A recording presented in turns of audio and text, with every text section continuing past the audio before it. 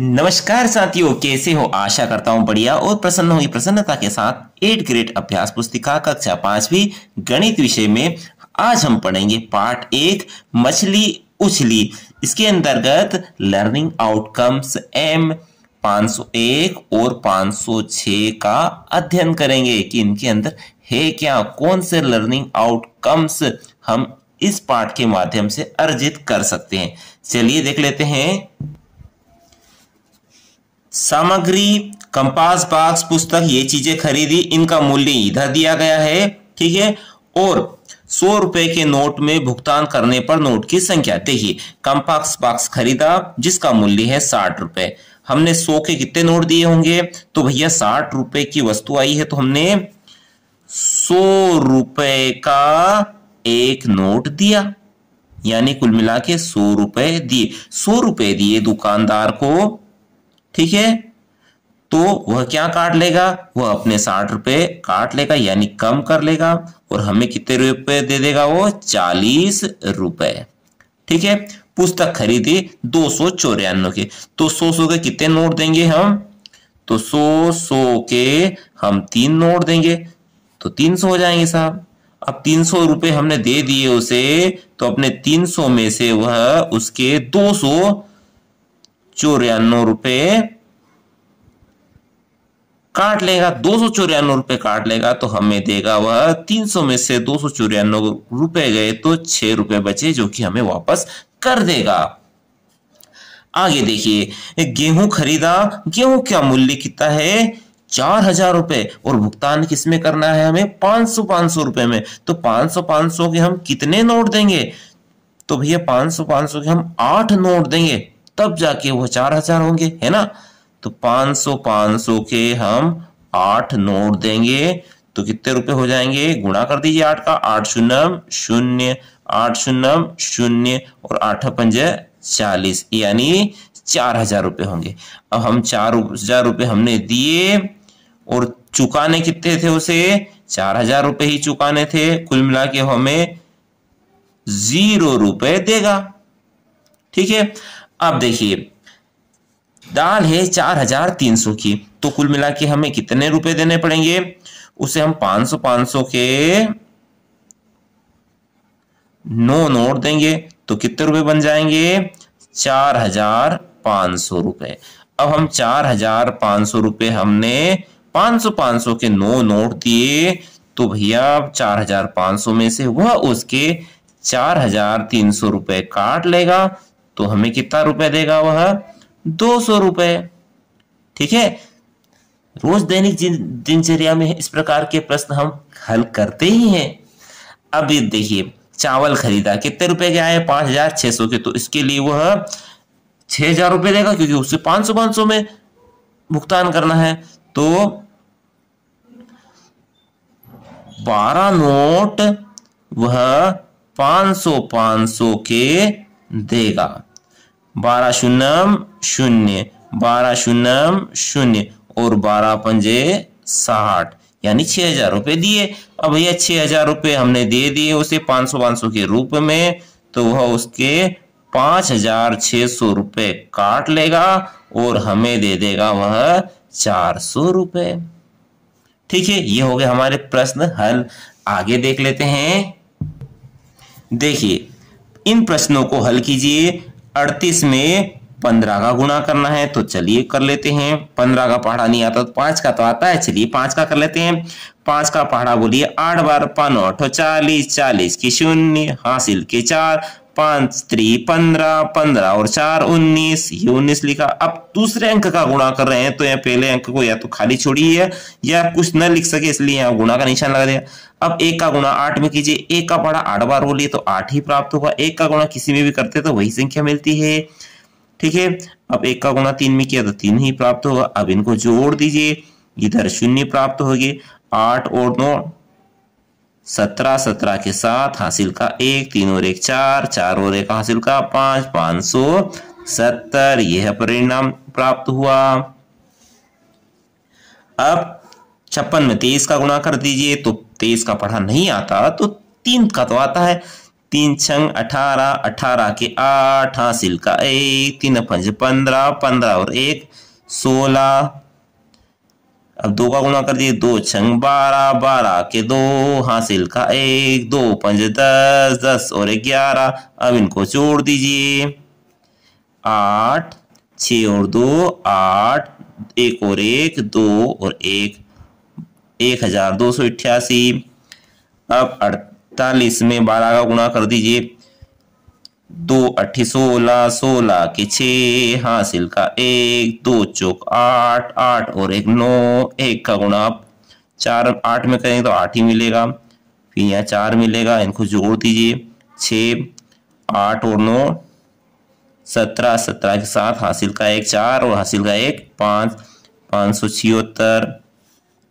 51 में 26 का गुणा कर दीजिए, 6 एकम 6, 6 पचाम 30, 30 का 30, 2 एकम 2, 2 पंज 10, जोड़ दीजिए, यहाँ 6 मिलेगा, 0 और 2 2 3 और ये 1326। कुछ त्रुटि हो तो अवश्य देखना और गलती हो तो कमेंट बॉक्स में अवश्य बताना ताकि यह गलती दूसरे न कर सके। चलिए अब 2 का भाग लगाना है 202 में, तो 2 का भाड़ा तो बोलिए जब तक कि 2 ना आ जाए। 2 एकम 2, 2 आया कितनी बार में, एक बार में, जितनी बार में आया वो इधर लिखा। 2 में से 2 गया तो 0 बचा, ऊपर से उतारी 0। अब इस 0 और इस 0 में अंतर है क्योंकि यह 0 2 में से गया तो 2 0 प्राप्त हुआ, परंतु यह 0 ऊपर से उतारी, अब इसमें भाग नहीं दिया। जो भी उतारे उसमें भाग देना आवश्यक होता है, भले वो 0 क्यों ना हो, भाग नहीं जाए उसकी 0। फिर ऊपर से उतारा 2, जब तक पढ़ा बोली जब तक 2 ना आ जाए आगे लिखी 0, इसका कोई महत्व नहीं है। तो 2 एकम 2, 2 आया कितनी बार में, एक बार में, और 2 में से 2 गया तो कुछ भी शेष फल नहीं बचा। ठीक है, परिणाम क्या प्राप्त हुआ, 101। आगे 15 का भाग लगाना है 537 में। अब 5 तो 15 से छोटे तो 2 अंक ले सकते शुरू में, 53। 15 का भाड़ा तब तक बोली जब तक कि 53 ना आ जाए। 15 एकम 15, 15 29, 15 45, 15 चौक 60 तो ज्यादा हो जाएंगे, तो क्या लेंगे हम छोटी संख्या, 15 45, 3 बार में 45 आया। अब 53 में से 45 गए तो कितने बचे, बचे 8, ऊपर से उतारे 7। अब 15 का भाड़ा तब तक बोली जब तक कि 87 ना आ जाए। 15 5 75, 15 6 की 90 तो ज्यादा हो जाएंगे साहब, तो 75, 15 5 75 5 बार में आया। और 87 में से 75 घटा दीजिए, 7 में से 5 गए 2 बचे, 8 में से 1 गया तो 12 बचे। ये हमारा भागफल है और यह हमारा शेषफल है। 14 का भाग लगाना है 645 में। ठीक है, 14 से 6 तो छोटा है तो 2 अंक ले सकते हैं। 14 का पढ़ा तब तक बोलिए जब तक कि यह 64 ना आ जाए। 14 एकम 14, 14 दूना 28, 14 तीन 42, 14 चौक 56 और 14 5 70 तो ज्यादा हो जाएंगे, तो हम लेंगे 56 4 बार में। ठीक है, अब 64 में से 56 गए तो कितने बचे, कितने बचे, 64 में से 56 गए तो 8 बचे, ऊपर से उतारे 5। अब 14 का पढ़ा तब तक बोलिए जब तक कि 85 न आ जाए। 14 एकम 14, 14 दूना 28, 14 तीन 42, 14 चौक 56, 14 5 70, 14 छह की 84, 6 बार में। और 85 में से 84 गया तो 1 बचा। यह हमारा भागफल है और यह हमारा शेषफल है। ठीक है, और यह क्या है, हमारा भागफल। चलिए 11 का भाग लगाना है 675 में। तो 6 तो छोटा है तो 67 लेते हैं। 11 का भाड़ा तब तक बोलिए जब तक कि 67 ना जाए। 11 छंग 66, 11 सतो 77 तो ज्यादा हो जाएंगे, तो 66 लेंगे साहब कितनी बार में, 6 बार में आए 66। और 67 में से 66 गए तो 1 बच्चे और ऊपर से उतारे 5, 15 हो गए। तो 11 का पढ़ा तक बोलिए जब तक कि 15 ना जाए। 11 एकम 11, 11 दूना 22 तो ज्यादा हो जाएंगे, तो हम 11 लेंगे कितनी बार में आया, 1 बार में। और 15 में से 11 बचे गए तो बचे 4। ये हमारा भाग फल हो गया और यह हमारा शेष फल। ठीक है, चलिए आगे देख लेते हैं सवाल। आगे प्रश्न है, प्रश्न को पढ़कर दिए गए विकल्पों में से सही उत्तर चुनकर लिखिए और सामने वाले दिए गए घेरे को भी हमें भरना है। चलिए, पहला प्रश्न है 2326 को लिखिए। 2326 ये वाला, ये क्या है? इकाई, दहाई, सैकड़ा, हजार, 10,000, तो 26,206 है। और ये 2632 है और ये 2326। कौन सा उत्तर सही है? यह सी वाला उत्तर बिल्कुल 2326, यह बिल्कुल सही है। और क्या करना है? यहां टिक भी लगाना है। ए बी सी वाला सही है ना, तो सी पर हम गोला बना देंगे। ठीक है, यह तरीका भी हमें आना चाहिए, क्योंकि कई परीक्षाएं एग्जाम होती है उसमें इस प्रकार की कार्यविधि का प्रयोग किया जाता है। कार्य प्रणाली से हम से विकल्प को भरते हैं। चलिए, अगला क्या है? 100 रुपए वाले 15 नोट मिलकर कितना बनेंगे? 100 रुपए के 15 नोट भैया गुणा कर दीजिए, सबसे आसान तरीका। 15 शून्य शून्य, 15 शून्य शून्य और 15 एकम 15। ठीक है, इस प्रकार के गुणा करने के लिए सबसे आसान तरीका है, शून्य को भूल जाइए और 15 गुणा 1 में कीजिए, 15 एकम 15 और ये 2 शून्य लगा दीजिए, 1500 हो गए। तो उत्तर कौन सा सही है? 1500 कहाँ नजर आ रहा है? यह वाला क्या है? डी वाला उत्तर बिल्कुल सही है, 1500 रुपए, यानी डी वाला सही है। तो कौन? ए बी सी, यह वाला डी है। ठीक है, इसको ऐसे भर देते हैं, ये हो गया हमारा डी वाला बिल्कुल सही।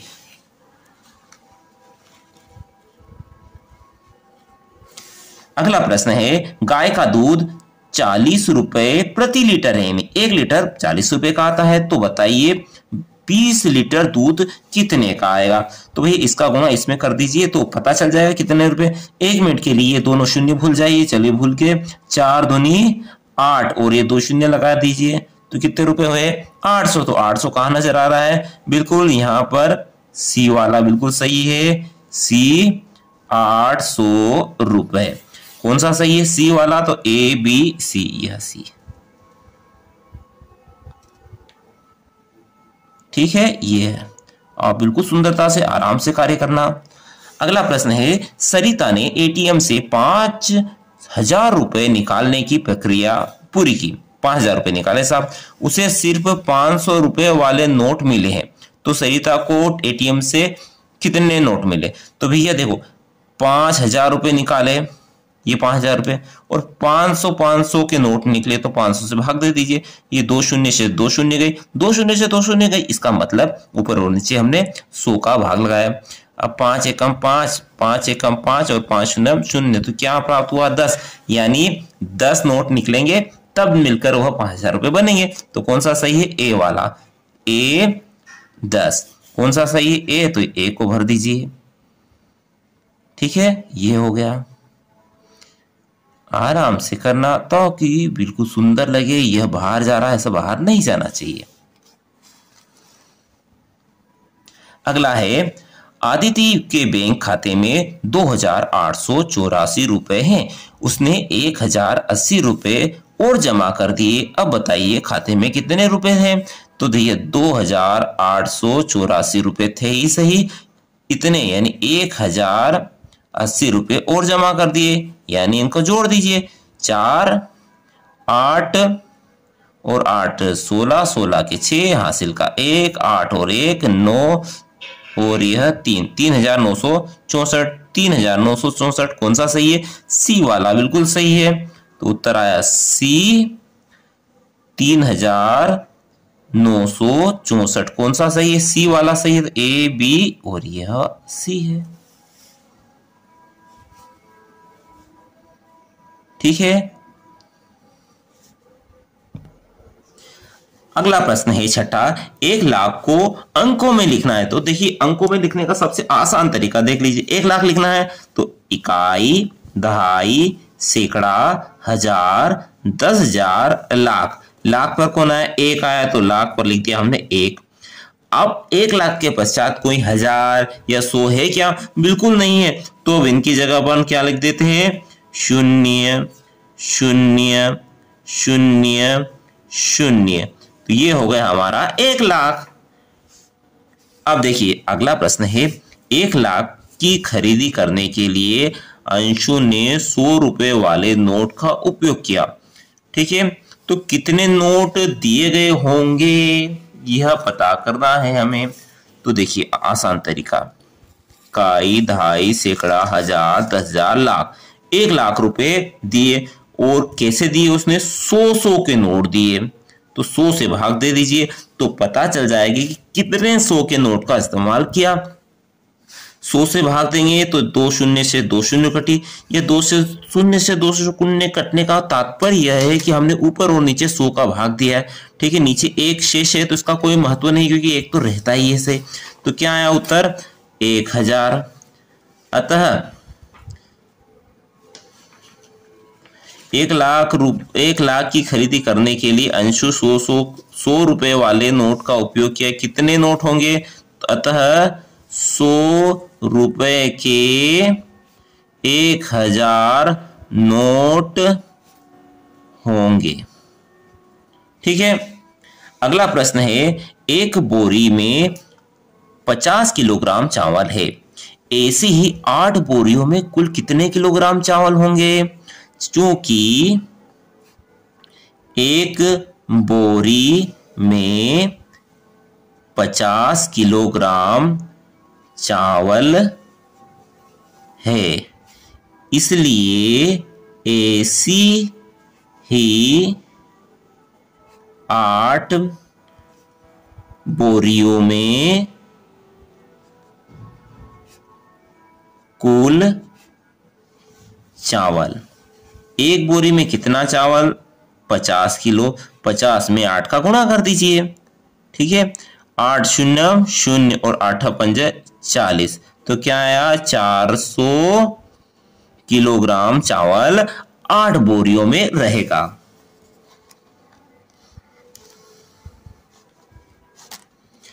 अगला प्रश्न है, यदि दूध की कीमत 50 रुपए प्रति लीटर है तो 2,000 रुपए में कितने लीटर दूध आएगा।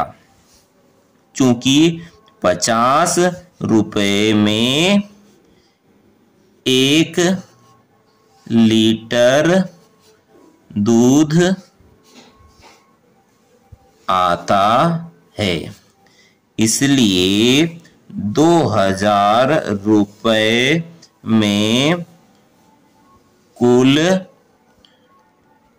लीटर दूध क्या होगा, 2,000 रुपए में आप 50 का भाग लगा दीजिए तो पता चल जाएगा कि कितने लीटर दूध 2,000 रुपए में आएंगे। तो देखिए एक शून्य से एक शून्य गई, इसका मतलब ऊपर और नीचे हमने 10 का भाग लगा दिया।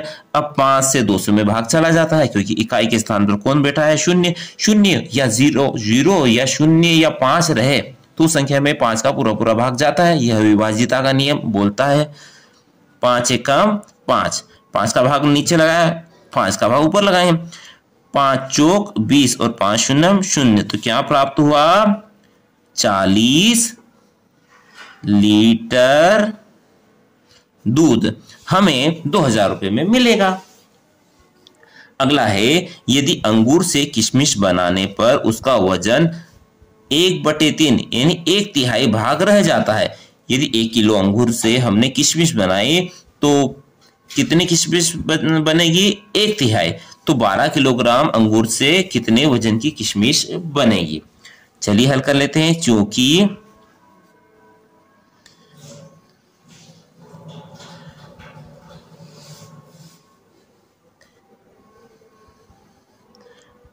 अंगूर से किशमिश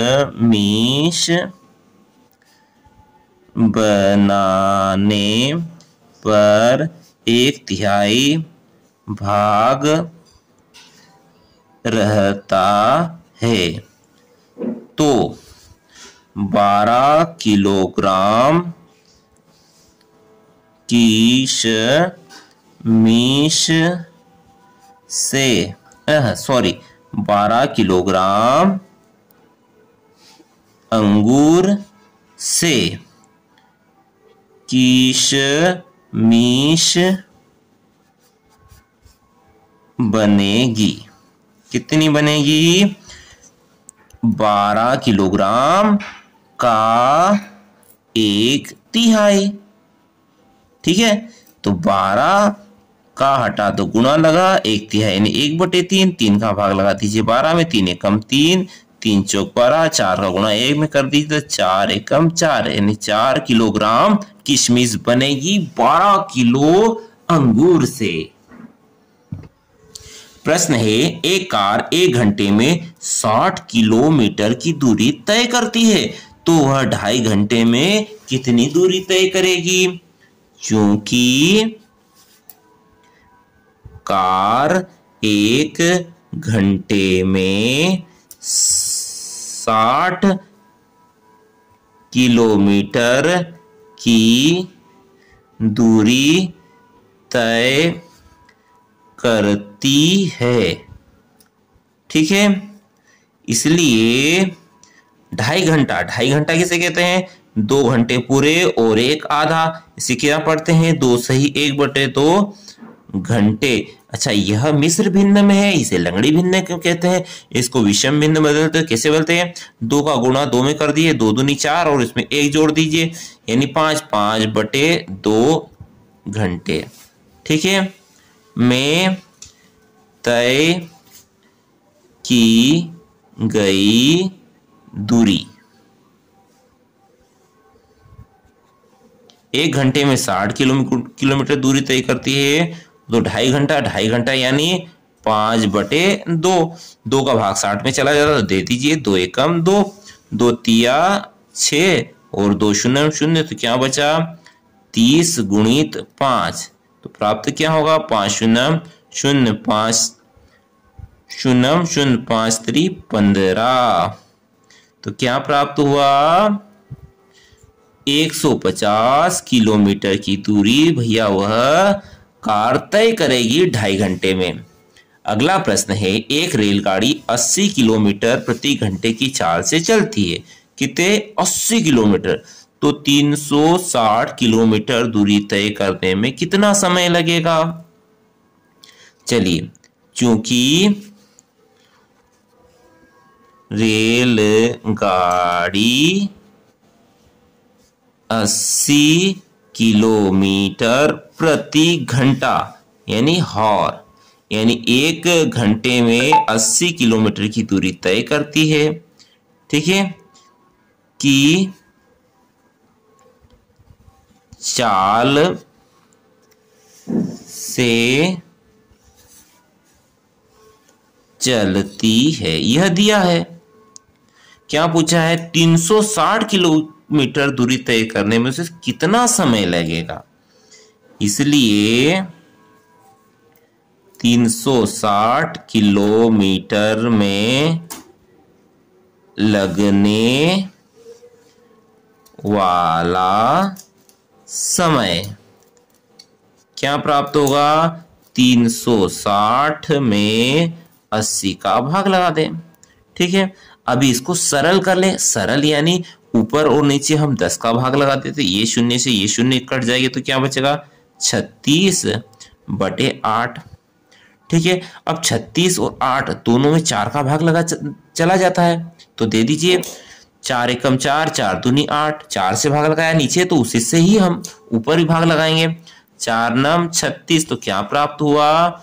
9/2 घंटे। ठीक है, ये भी सही है। इसको और आगे बढ़ाना चाहे तो 2 का पढ़ा तब तक बोली जब तक कि 9 ना आ जाए।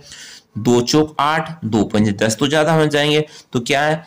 2 चौक 8, 8 आया कितनी बार में? 4 बार। 2 चौक यानी 4 बार 4, और बचा क्या? 8 आया, थे कितने? 9, तो 1 बचेगा और बटे 2। ठीक है, यह विषम भिन्न को मिश्र भिन्न में बदल दिया, यानी 4 घंटे और 1 आधा घंटा, यानी 4 सही 1/2 घंटे, यानी 4 और आधा यानी 4.5 घंटे में वह दूरी तय कर लेगी कितनी? 360 किलोमीटर की। ठीक है,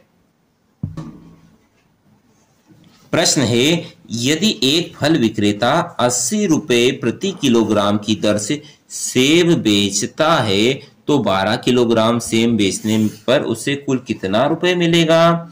चूंकि 1 किलोग्राम सेब का मूल्य कितना है? 80 रुपए है। ठीक है, इसलिए 12 किलोग्राम सेब पर उसे प्राप्त होंगे कुल रुपए। कितने प्राप्त होंगे? 1 किलो पर 80 मिलते हैं तो 80 में 12 का गुणा कर दीजिए। 12 शून्य शून्य और 12 अठी 96, 9,960 रुपए उसे मिलेंगे। 12 किलो बेचेगा तब। अगला प्रश्न है, एक व्यक्ति ने मोटरसाइकिल खरीदने के लिए बैंक से 65,000 रुपए लिए, कर्ज लिया साहब उसने। अब 65,000 रुपए ले तो लिए, ये चुकाने भी पड़ेंगे, तो उसने एक वर्ष में हर माह समान किस्तों में कुल मिलाकर 78,684 रुपए वापस किए। बताइए उसने हर महीने कितने रुपए वापस किए, यह पता करना है। ठीक है, तो एक वर्ष में कितने महीने होते हैं? 12 महीने होते हैं, और हर महीने उसने समान रुपए दिए। ठीक है, और कुल मिला के कितने रुपए दिए? 78,084 रुपए। तो हमें हर महीने कितने रुपए दिए यह पता करना है। ठीक है, एक वर्ष अर्थात 12 माह में उसने 78,684 रुपए समान किस्तों में दिए।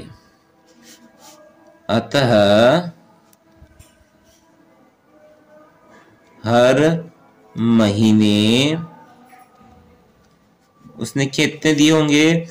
78,684 में 12 का भाग लगा दीजिए। ठीक है, यहां लगा देते हैं 78,684 में 12 का भाग। ठीक है, अब 12 का पहाड़ा तब तक बोली जब तक 78 ना जाए। 12 पंच 60, 12 छंग 72, 72 और 12 सती 12 पंच 60, 12 छंग 72, 12 सताम 84 तो ज्यादा हो जाएंगे, तो 72 लेंगे। कितनी बार में? 6 बार में 72 आए साहब, और 78 में से 72 गए तो बचेंगे 6, ऊपर से उतारे 6, 66 हो जाएंगे। अब 12 का पढ़ा तब तक बोली जब तक कि 66 ना आ जाए। 12 पंजे 60, 5 बार में 60 आए, और 66 में से 60 गए तो 6 बचे, ऊपर से उतारे हमने 8, तो ये कितने हो जाएंगे? 78 हो जाएंगे, 68 हो जाएंगे।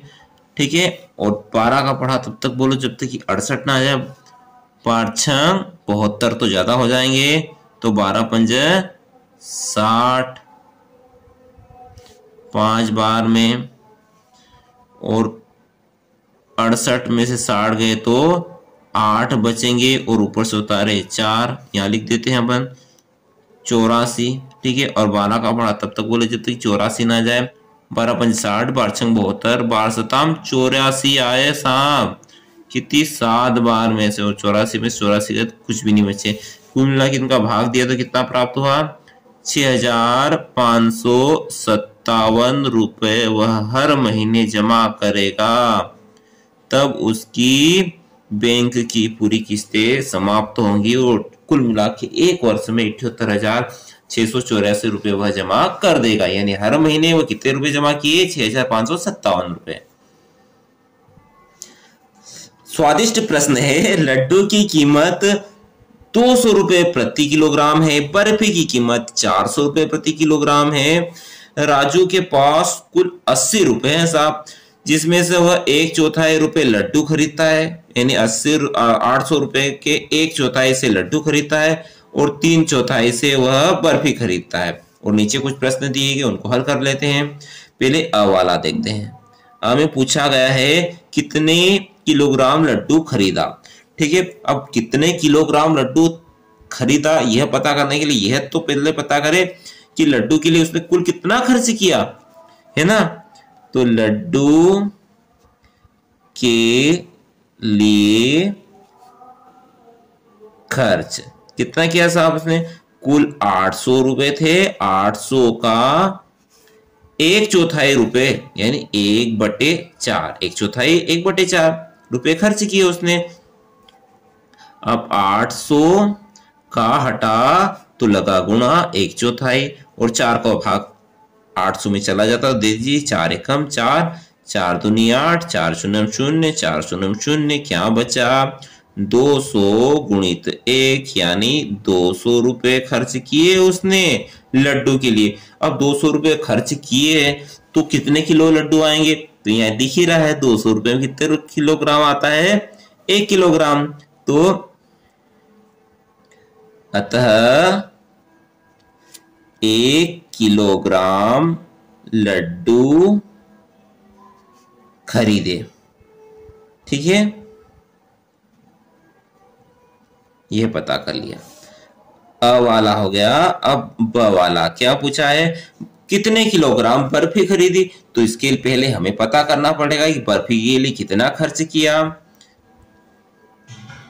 बर्फी के लिए खर्च कुल कितने थे उसके पास? 800 रुपए थे। 800 का 3/4 रुपए यानी 3/4 रुपए, उस 3/4 उसने बर्फी खरीदी। तो 4 एकम 4, 4 दूनी 8, 4 शून्य 0, 4 शून्य 0, तो क्या बचा? 200 गुणित 3, 3 शून्य 0, 3 शून्य 0 और 3 दूनी 6, 600 रुपए में उसने बर्फी खरीदी। अब 600 रुपए में कुल कितनी बर्फी आ जाएगी? तो 400 रुपए प्रति किलो बर्फी आती है। तो अतः बर्फी कितनी हो जाएगी? भाव कितना है? उसने 600 रुपए खर्च किए और 400 रुपए प्रति किलोग्राम बर्फी आती है, तो 400 का भाग लगा दीजिए। 2 शून्य से 2 शून्य गई, इसका मतलब ऊपर और नीचे 100 का भाग लगाया है। 2 एकम 2 से ऊपर और नीचे भाग दीजिए। 2 दूनी 4 और 2 तिया 6, तो कितना आया? 3/2। यह विषम भिन्न है, इसको मिश्र भिन्न में बदल सकते हैं अपन। 2 एकम 2 थे, कितने यहाँ? 3 बचेंगे, यहाँ 3, 1 बचेगा बटे 2 यानी 1 सही 1/2 किलोग्राम बर्फी खरीदी, यानी 1 किलो और आधा किलो। ठीक है, और स वाला प्रश्न क्या है? उसने कुल कितने किलोग्राम लड्डू व बर्फी खरीदे। तो लड्डू प्लस बर्फी कितनी हो जाएगी? लड्डू है 1 किलोग्राम, बर्फी है 1.5 किलो, तो कुल मिला के 1 और 1 2 और ये आधा, तो 2.5 किलोग्राम उसने मिठाई खरीदी। चलिए, ये प्रश्न आशा है समझ में आया होगा आपको। अगला है, एक पानी की टंकी बनाने में लगने वाले खर्च का विवरण हमें सारणी में दिया गया है। चलिए सारणी को देख लेते हैं। देखिए सारणी क्या बोल रही है, यहाँ पर इधर सामग्री दी गई है टंकी बनाने के लिए और सामग्री की मात्रा यानी कितनी यूज हुई है मात्रा, और उस मात्रा की कीमत कितना है कि सामग्री की कीमत क्या है यह दिया गया है। तो देखो ईंट कितनी आवश्यकता पड़ी, हमें 500 ईंट की आवश्यकता पड़ी और भाव क्या है, कीमत है 1000 की कीमत कितनी है 1200 रुपए। तो भैया 1000 की कीमत 1200 रुपए है और तो 500 की यानी उससे आधी की कीमत कितनी होगी 600 रुपए। ठीक है, अब 7 बोरी प्रयोग की सीमेंट और 1 बोरी की कीमत कितनी है 375। तो भैया 7 में 325 सॉरी 1 बोरी की कीमत है 325, तो 7 में 325 का गुणा कर दीजिए। 7 पंज 35, 35 के 5 हासिल के 3, 7 दूनी 14, 14 और 3 17, 17 के 7 हासिल का 1, 3 सतो 21, 21 और 1 22 यानी 2275 रुपए। ठीक है, अब एक ट्राली रेत और 1 ट्राली ही प्रयोग हुई तो कितनी कीमत है उसकी 5500। ठीक है, 40 किलोग्राम सरिये यानी छड़ की जरूरत पड़ी और 1 किलोग्राम का भाव कितना है 45 रुपए। तो 40 किलोग्राम की जरूरत पड़ी, 1 किलो का भाव है 45, तो गुणा कर दीजिए। ठीक है, तो 1 मिनट के लिए शून्य भूल जाइए, इसे 4 ही मानिए। ठीक है, और 4 का गुणा 45 में कर दीजिए। 4 पंज 20, 20 की शून्य हासिल के 2, 4 चौक 16, 16 और 2 18 और क्या भूलने का बोला था शून्य, ये लगा दीजिए। कुल मिला के सरिये कितने रुपए के आएंगे 1800 रुपए के। और मजदूरी कितनी हुई है 15,000। ठीक है, ये सारणी हो गई। अब इस पानी की टंकी में बनाने में लगा कुल खर्च, तो इनको जोड़ लीजिए। तो इकाई को इकाई से ये 0 0 और 5 5 और 0 5 और 0 5 और 0 5, तो ये 5। अब दहाई यहाँ 0 7 7 और 0 7 7 7। अब इकाई दहाई सैकड़ा 6 6 और 2 8 8 और 5 13 13 और 8 21 21 और 0 21 21 के 1 हासिल का 2। अब इकाई दहाई सैकड़ा 1000 तो है ही नहीं, यहाँ है 2 2 और 5 7 7 और 1 8 8 और 5 13 13 और 5 15 15 की 5 हासिल का 1। ठीक है, अब इकाई दहाई सैकड़ा 1000 10,000 तो है ही नहीं, सिर्फ यहाँ है 1 और 1 2।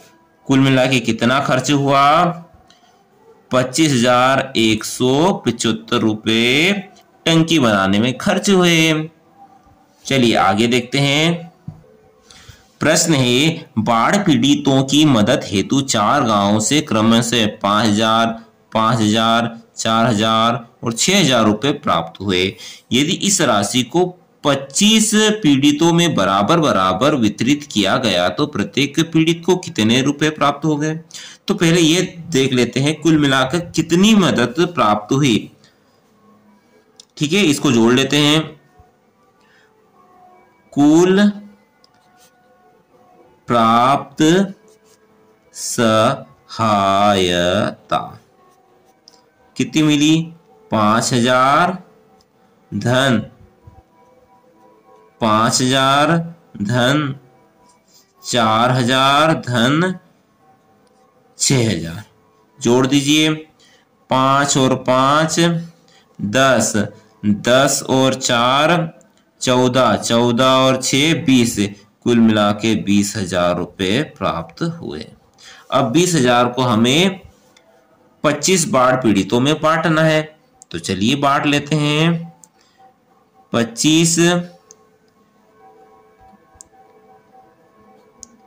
पीड़ितों को प्राप्त धन राशि क्या करें 20,000 में 25 का भाग लगा दीजिए। ठीक है, इसको सरल कर लेते हैं। ऊपर और नीचे हम चाहे तो ऐसे ही भाग लगा देते हैं। देखिए 25 से कम 25 25 से ये भी छोटा है, ये भी छोटा, तो 200 लेते हैं। 25 का पढ़ा था तो बोलो जब तक 200 ना है। 25 अठी 200 और 25 शून्यम शून्य, 25 शून्यम शून्य, तो कितने रुपए प्राप्त हुए? 800 रुपए प्रत्येक बाढ़ पीड़ित को प्राप्त होंगे। प्रश्न है, नीचे तालिका बनी है, तालिका के आधार पर प्रश्नों के उत्तर देना है। चलिए देख लेते हैं। वाहन का प्रकार, बस, एक बार बैठने वाले यात्रियों की संख्या, वाहन की कुल चाल। देखिए बस है, उसमें कुल यात्री बैठते हैं एक बार में 40 और वह 40 किलोमीटर प्रति घंटे की चाल से चलती है, एक घंटे में 40 किलोमीटर की दूरी वह तय करती है। टैक्सी में 4 यात्री बैठते हैं और एक घंटे में 50 किलोमीटर की दूरी तय करती है। बड़ी ऑटो रिक्शा में एक बार में 7 व्यक्ति सफर करते हैं और उसकी चाल रहती है 32 किलोमीटर प्रति घंटा। ठीक है, अब प्रश्न नीचे है, बस द्वारा 7 बार में कुल कितने व्यक्ति जाएंगे? एक बार में 40 जाता है तो 7 बार, यानी 40 को 7 बार जोड़ना है, यानी 40 में 7 का गुणा कर दीजिए। ठीक है, 7 शून्य शून्य, 7 चौक 28, यानी 280 व्यक्ति यात्रा करेंगे 7 बार में। ठीक है, अगला प्रश्न है, बड़ा ऑटो रिक्शा 3 घंटे में कितनी दूरी तय करता है? चूंकि 1 घंटे में कितनी दूरी तय करता है?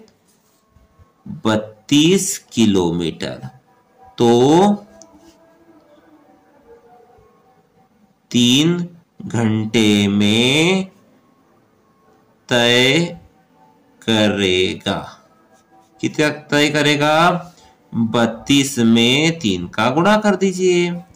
3 दूनी 6, 3 तिया 9, यानी 3 घंटे में वह 96 किलोग्राम कर दिया था, किलोमीटर की दूरी तय करेगा। प्रश्न है, टैक्सी से 350 किलोमीटर जाने में कुल कितना समय लगेगा? तो 1 घंटे में साहब वह 50 किलोमीटर की दूरी तय करती है, तो 350 किलोमीटर दूरी तय करने में उससे कितना समय लगेगा? तो 350 को 1 घंटे में तय की दूरी से भाग लगा दीजिए, तो 1 घंटे में दूरी तय करती है 50। ठीक है, तो इस शून्य से ये शून्य घटी। ठीक है, यानी ऊपर और नीचे हमने 10 का भाग लिया। तो ऐसे ही कई बच्चे इस 50 से 50 को काट देते हैं, जो कि बिल्कुल ही गलत है। यहाँ शून्य से शून्य काटा है, इसका मतलब ये है कि ऊपर और नीचे हमने 10 का भाग लगाया। तो क्या बचा? 35/5, तो 5 एकम 5 और 5 सत्तो 35, तो क्या प्राप्त हुआ है? 7 घंटे में वह 350 किलोमीटर की दूरी टैक्सी कर लेगी। अगला प्रश्न है, दुकान में एक कुर्सी का मूल्य 350 रुपए है। ऐसे ही कुसुम ने 4 कुर्सियां खरीदी और साथ में 250 रुपए की एक मेज भी खरीदी। कुसुम दुकानदार को कुल कितने रुपए देगी? तो भैया कुर्सी का मूल्य क्या है? 350 रुपए। 4 कुर्सी खरीदे थे, 4 कुर्सी की कीमत कितनी हो जाएगी? एक की कीमत है 350, तो 4 का गुणा कर दीजिए, तो 4 शून्य शून्य, 4 पंज 20, 20 की शून्य हासिल के, तो 4 12, 12 और 2 14, यानी 4 कुर्सियों की कीमत आ गई 1400 रुपए। और मेज भी तो खरीदी उसने, मेज का मूल्य कितना है? एक मेज खरीदी उसने 750 रुपए में। ठीक है, अब इनको जोड़ लीजिए और जितना रुपए आएगा यह वो दुकानदार को देगी। 0, 5, 7 और 4 11, 1 और हासिल का 2, तो कुल मिला के कितने रुपए देगी वह? 2150 रुपए दुकानदार को देगी। ठीक है, कुल रुपए देगी। किसे देगी? दुकानदार को देगी।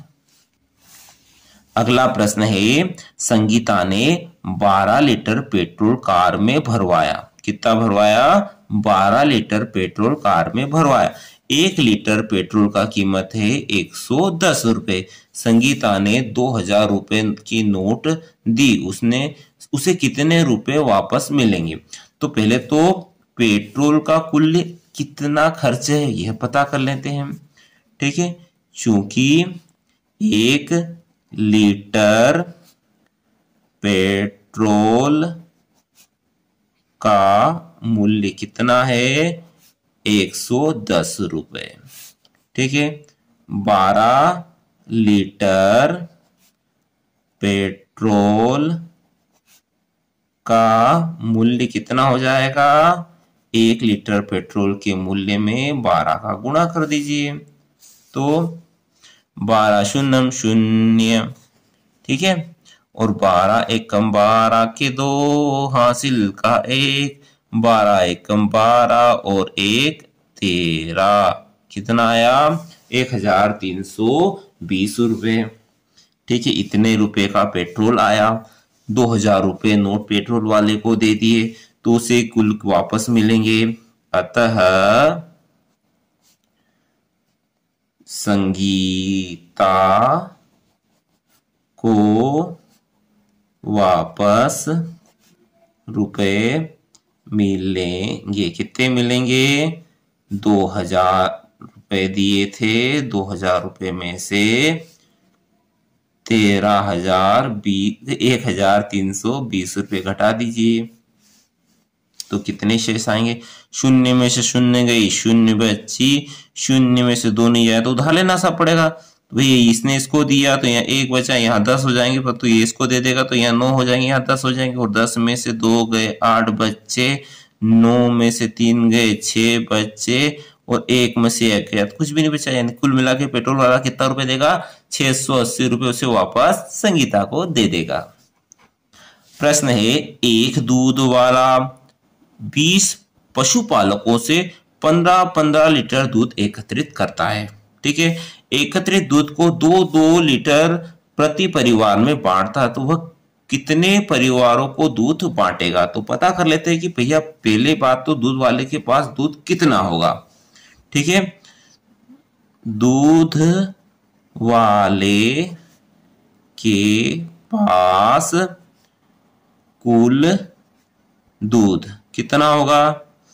वह 20 पशुपालकों से दूध 15-15 रुपए लीटर लेता है, तो 15 का गुणा कर दीजिए 20 में, तो कुल कितना प्राप्त होगा? 15 शून्य शून्य और 15 दूना 30, यानी कितना प्राप्त हुआ से 300 लीटर दूध मिलेगा उसे 20 पशुपालकों से। अब इस 300 लीटर दूध को वह 2-2 लीटर में बांटता है, तो कुल कितने परिवारों में दूध बांटेगा? अतः कुल परिवार 300 लीटर दूध है, उसे वह 2-2 लीटर प्रति परिवार में बांटता है। 2 से भाग लगा दीजिए। ठीक है, तो 2 एकम 2, 2 एकम 2, 2 आया, थे कितने? 3, यहां से बचेगा 1, तो अगले स्टेप में 1 और 1 शून्य कितने हो जाएंगे? 10, 2 भाग लगाएंगे 10 में, 2 पंजा 10 और 2 शून्य शून्य, तो कितने आए? 150 परिवारों में वह दूध वाला दूध बांटेगा। आशा है आपको सभी प्रश्न अच्छे से समझ में आए होंगे। कोई त्रुटि हुई हो, कोई गलती हो तो उसे अवश्य कमेंट बॉक्स में बताएं, ताकि वह गलती दूसरे बच्चे दोहराए नहीं। वीडियो अच्छा लगा हो, यहाँ तक देखा हो तो लाइक करें, और चैनल पर नए हो तो सब्सक्राइब जरूर करें। अगले वीडियो तक जय हिंद, जय भारत, वंदे मातरम।